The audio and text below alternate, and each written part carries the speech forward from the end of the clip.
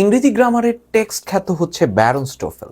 So ব্যারন্সের প্রত্যেকটা concept যদি আপনি ধরে ধরে শেখেন, তাহলে আমাদের দেশে যে প্রচলিত বইগুলোতে এত এত প্যাঁচানো, এই সব কিছু থেকে আসলে মুক্তি পান খুব ধারাবাহিকভাবে। আমরা অনেক কিছু সলভ করতে পারি, বাট ওটার অরিজিন বুঝি না। সেটা বোঝার জন্যই ব্যারন্সের আমরা প্রতিদিন এই আয়োজন। আজকে আমাদের 6 নম্বর ক্লাস, ব্যারন্সের প্রবলেম নাম্বার 6 নিয়ে কথা বলবো। সো ব্যারন্সের প্রবলেম নাম্বার 6 আসলে কি নিয়ে কথা বলছে? মডেল ভার্ব নিয়ে।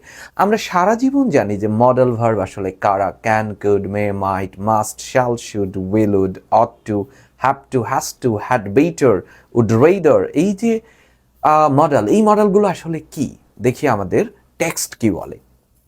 আমরা দেখছি, খুব মনোযোগ দিয়ে দেখবেন। The modal auxiliaries have a number of different meanings. তার মানে মডেল অক্সিলিয়ারির হচ্ছে অনেকগুলো অর্থ রয়েছে, ডিফারেন্ট মিনিং। ধরে নিলাম, খুব ভালোভাবে ক্লাসটা বোধ করবেন।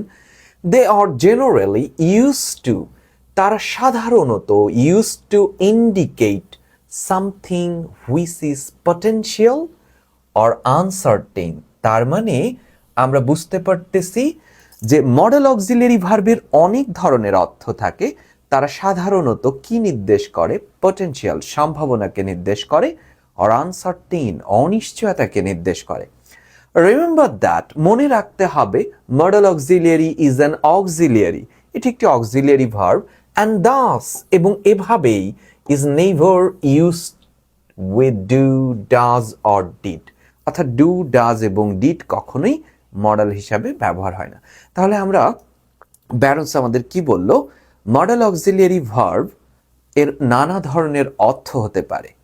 মডেল অক্সিলিয়ারি ভার্ব সাধারণত পটেনশিয়াল, সম্ভাবনাকে বোঝায়, এবং আনসার্টেনিটিকে বোঝায়, অনিশ্চয়তাকে বোঝায়। ডু, ডাজ কখনোই মডেল না। ব্যারন্স আরও কি বলতেছে? রিমেম্বার দ্যাট, মনে রাখতে হবে, modal is used with a verb word. অর্থাৎ বলছে মডেল ভার্বের পরে সবসময় ভার্ব ওয়ার্ড, অর্থাৎ ভার্বের একেবারে বেস ফর্ম বসে। A verb word is the dictionary word, Barron's বলতেছে। অর্থাৎ আমরা যাকে যে V1 বলি, এদেরকে ব্যারন্স বলছে ডিকশনারি ওয়ার্ড, এটা আলাদা কোনো কথা না। ইন সাম গ্রামার বুকস, বেশ কিছু ব্যাকরণ বইয়ে, the verb word is called the bare infinitive. অর্থাৎ ভার্ব ওয়ার্ডটাকে, অর্থাৎ ভার্বের এই বেস ফর্মকে বেয়ার ইনফিনিটিভ। ইনফিনিটিভ কেমন?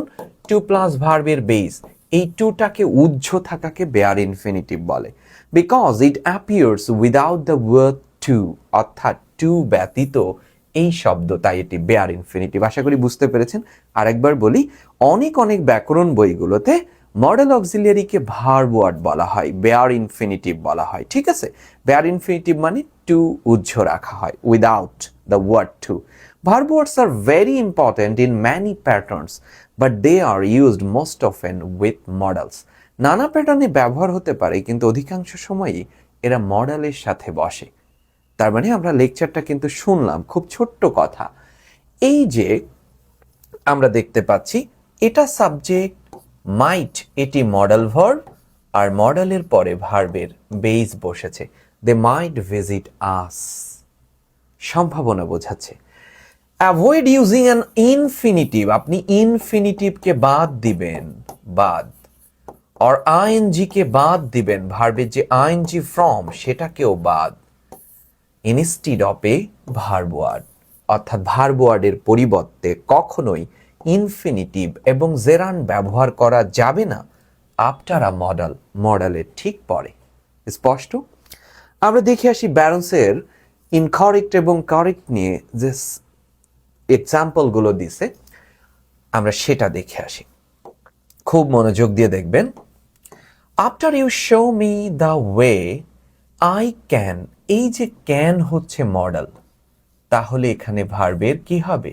বেইজ হবে, টু গো না গো, আই ক্যান গো। স্পষ্ট? আওয়ার ফ্রেন্ডস মাইট, এই যে মাইট হচ্ছে মডেল, ঠিক এর পরে ভার্বের বেস। কি সহজ না? তাহলে এখানে স্টপ না হয়ে কি, স্টপিং না হয়ে কি হবে? Stop. Our friends might stop to see us. I would, if এটা সাবঅর্ডিনেট ক্লজ, এটা দেখে মাথা খারাপ করার কিছু নেই। এই যে উড, এই উডের পরে ভার্বের base, liking, not liking, like. I would like. স্পষ্ট? আবার দেখি বেথ মে, এই যে মে, এটি হচ্ছে আমরা কি পাচ্ছি, মডাল। ঠিক মডালের পরে ভার্বের বেস, টু পাস না, শুধু পাস। মেয়ের পরে ভার্বের বেস, এটা যেহেতু modal verb. The flight should, আর শুড একটা মডাল, এরপরে ভার্বের বেস বি, অ্যামিজারের বেস ফর্ম হচ্ছে be. The flight should be on time, একদম নির্ধারিত সময়। আচ্ছা, আমরা দেখে আসি আমাদের এমসিকিউ ব্যারন্স কি দিয়েছে। By the time a baby has reached his first birthday, অর্থাৎ একটা বাচ্চা যখন তার প্রথম জন্মদিনে পৌঁছায় তখন হি শুড, বাচ্চাকে হি বলে দিয়েছে শুড। শুডের পরে ভার্বের বেস ফর্ম বসবে। এইটা তো ফ্রেজ, এগুলো দেখে আপনার মাথা ব্যথার কোনো কারণ নেই। With the help of adult, ওই শুডের পরে এখানে ভার্বের বেস। টু বি না, বেস না, অ্যাবল এটা অ্যাজেক্টিভ, অ্যাবল অ্যাজেক্টিভ, তাই হচ্ছে না। টু বি হচ্ছে না, অ্যামিজারের বেস ফর্ম হচ্ছে বি, এই জন্য বলেছে be able to, be able to sit up or even stand up, অর্থাৎ বড় কারো সাহায্য ছাড়াই উঠতে পারে, এমনকি দাঁড়াতেও পারে প্রথম জন্মদিনে পৌঁছানোর ওই সময়টাতে। আমরা আশা করি বুঝতে পেরেছি। আবার দেখি পিন পয়েন্টিং এরর্স দিয়েছে পার্ট বিতে। ব্যারন্স বলছে many birds will, many birds subject, will হচ্ছে মডেল। আমরা জানি মডেলের পরে ভার্বের বেস ফর্ম বসবে, এখানে তো ফ্রেজ বসেছে। সো আমাদের এখানে এতে কি ভুল আছে? মাইগ্রেশনস নাউন, আর নাউনকে মডিফাই করবে অ্যাডজেক্টিভ, কোনো ভুল নেই। এই শ্যাল উইলের পরে ভার্বের বেস ফর্ম বসে যাবে, এখানে বসে যাবে ফ্লাই। বলছে many birds will fly more than 3000 miles to reach their winter homes, শীতের আবাসস্থলে পৌঁছানোর জন্য অনেক পাখি হাজার হাজার মাইল উড়ে আসে, তাই না? তার মানে আমাদের দেশেও কিন্তু এই যে জাহাঙ্গীরনগর বিশ্ববিদ্যালয়ে সেই সাইপ্রাস থেকে চলে আসে অতিথি পাখি, মাইগ্রেন্ট বার্ডস। আমরা কি বুঝতে পেরেছি মডেল অক্সিলারি কি? মডেল অক্সিলারি হচ্ছে এক ধরনের ভার্ব যেটা কি আনসার্টেনিটি, অনিশ্চয়তা এবং সম্ভাবনাকে বোঝায়। মডেল অক্সিলারি কখনোই ডু, ডাজ, ডিড হতে পারে না। ব্যারন্স বলতেছে মডেল অক্সিলারি সবসময় ভার্বের বেস ফর্মকে নেয়, ভার্ব ওয়ার্ডকে নেয়, যেটাকে ডিকশনারি ওয়ার্ড বলা হয়। এরা কখনোই ভার্বের আইএনজি ফর্ম টু প্লাস ভার্বকে নেয় না। এবং বলছে মডেল অক্সিলারির অনেক ব্যবহার হতে পারে, কিন্তু ভার্ব ওয়ার্ডকেই সাথে নেয়া এটা তাদের একমাত্র ব্যবহারের মধ্যে পড়ে। সো আমরা জেনে নিলাম মডেল অক্সিলারি ভার্ব কি এবং ব্যারন্স টোফেলে আমাদের কি প্রবলেম দিয়েছে। ধারাবাহিক এই আয়োজন অর্থাৎ ব্যাকরণ ভীতিকে জয় করতে, ব্যাকরণের টেক্সটের সাথে থাকতে আজই এনরোল করে ফেলেন জব বেসিক কোর্সে। দেখা